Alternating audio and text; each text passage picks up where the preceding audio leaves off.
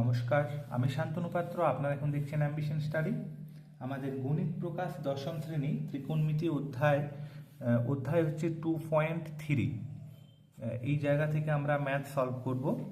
একই রকমভাবে 5-এর দাগের 4 আগের ম্যাথসগুলো আমরা দিয়েছি, আপনারা চাইলে দেখে নিতে পারেন। এখানে আমরা প্রথমে যে কাজটা করব সেটা হচ্ছে মানগুলো বসাবো।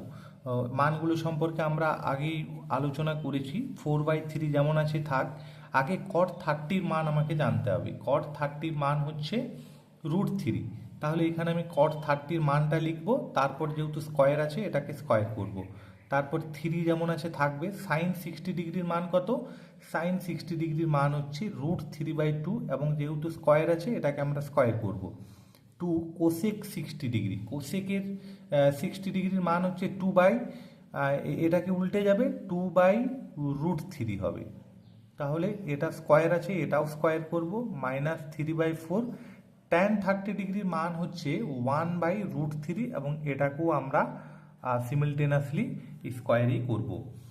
এরপর স্কোয়ারটাকে তুলব এবং ক্যালকুলেশন করব। দেখো, 4/3 এটাকে যদি স্কোয়ারটাকে তোলায়, √3 স্কোয়ার মানে হচ্ছে 3, প্লাস 3 ইন্টু √3 স্কোয়ার মানে 3, আর এটাতে নিচে আসে 2 মানে 2 টু দ্য 4 হবে, -2 into 2 to the 4 by √3 square মানে 3, -3/4 ইন্টু 1/√3 স্কোয়ার মানে 3।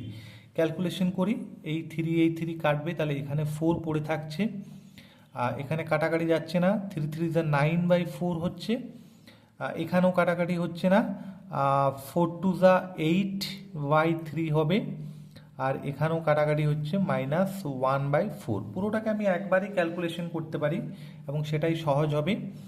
4 3 4 এর এলসিএম হবে 4 3 12, তাহলে 12 4 12 4 এখানে 48 হবে, 4 3 12, তাহলে 9 3 এখানে 27 হবে, 3 4 12, 8 4 এখানে 32 হবে, আর 4 3 12 মানে শুধু এখানে 3 হবে।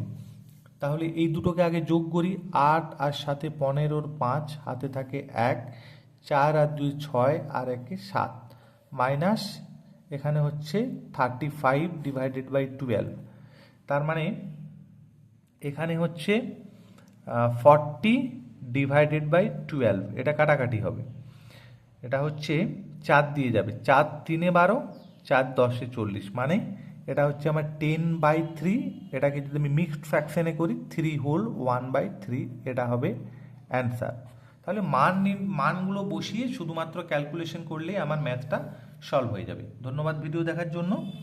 আর যারা ক্লাস 10-এর স্টুডেন্ট আছো তারা চ্যানেলটি সাবস্ক্রাইব করে নাও এবং নোটিফিকেশনটা অন করে নাও।